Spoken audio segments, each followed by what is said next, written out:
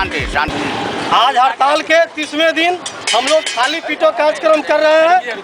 बिहार सरकार टाल मटोल कर रही है।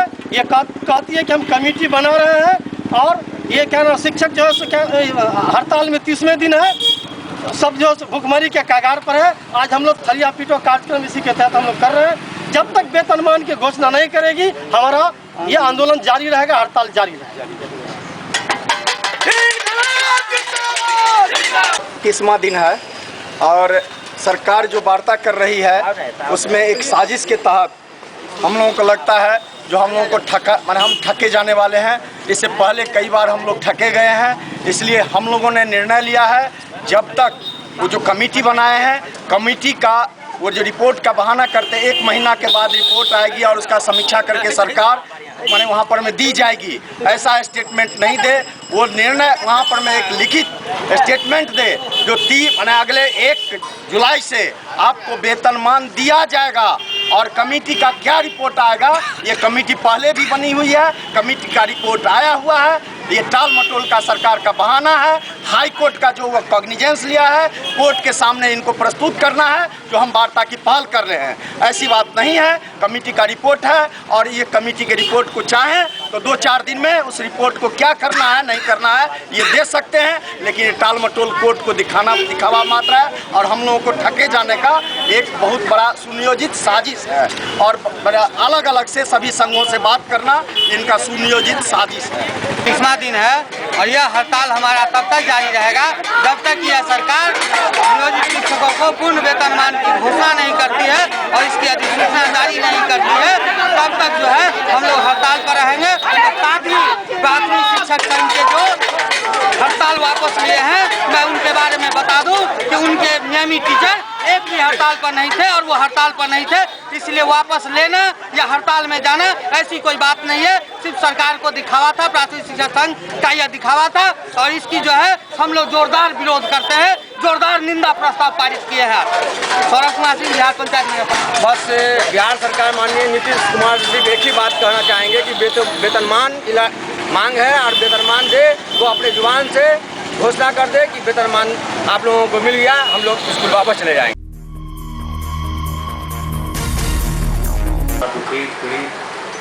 या कभी कभी दोनों पक्ष आता है, तो उसमें जहाँ तक संभव हो सकेगा न्याय करने का हम लोग प्रयास करेंगे ताकि सभी लोगों को इससे कम से कम न्याय मिले। नंबर 1 चीज़। इसके साथ ही पहली प्राथमिकता के ही श्रेणी में फिर होगा हमारा अपराध नियंत्रण। अपराध नियंत्रण के लिए जो भी महत्वपूर्ण मानक हैं वो सभी मानक पर काम होगा। अपराध कर्मियों की गिरफ्तारी, अपराधियों की गिरफ्तारी, स्पीडी ट्रायल, CCA बेल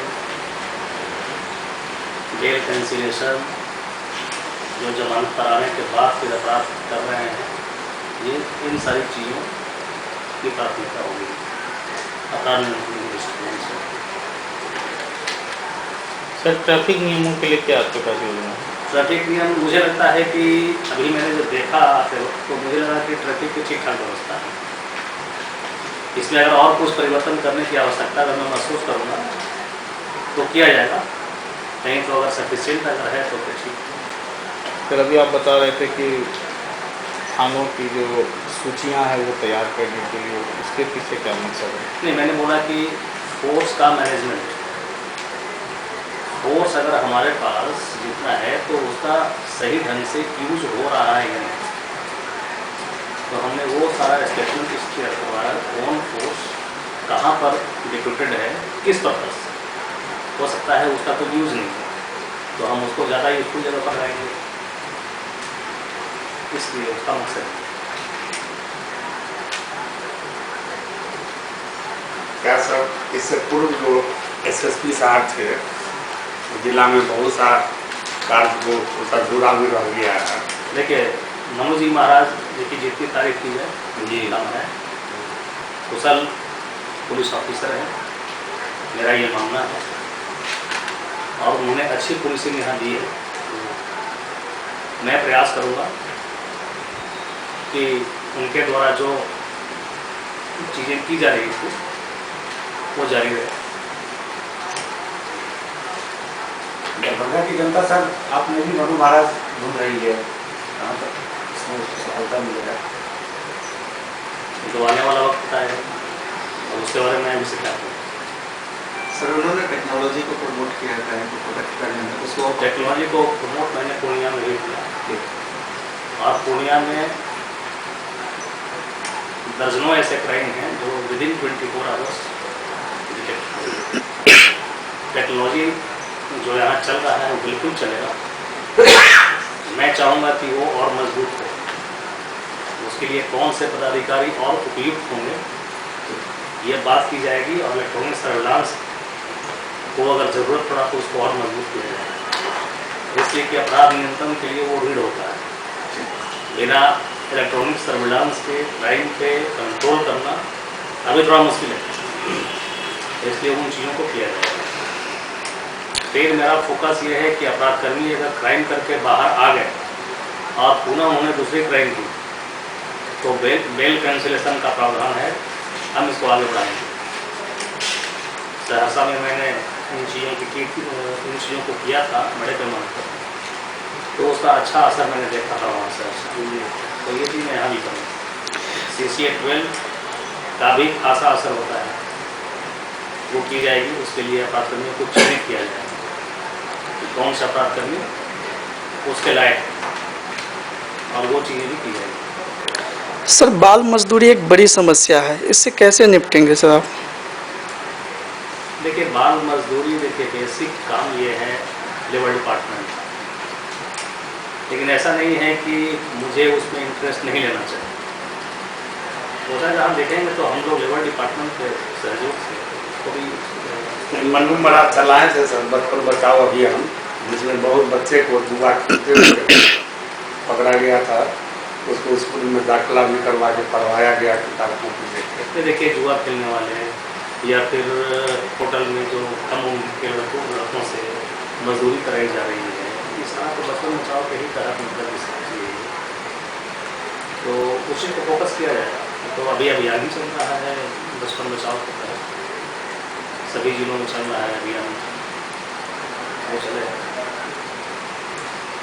तो मनुष्य में कम्युनिटी पुलिसिंग पे भी बहुत ज़्यादा हमारा सबसे ज़्यादा फोकस उसी पर रहता है, कम्युनिटी पुलिसिंग ही।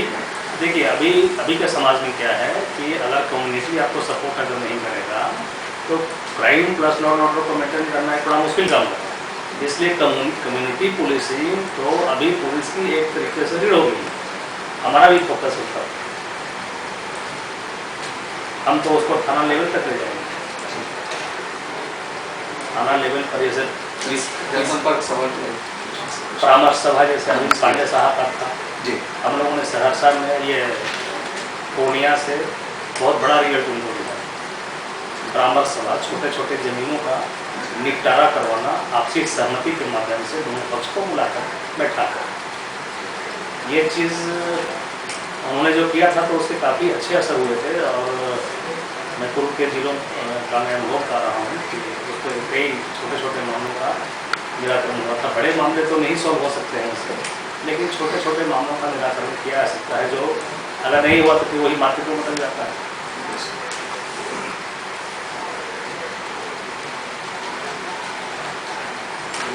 मीडिया से क्या अपेक्षा आपके हिस्से के लिए?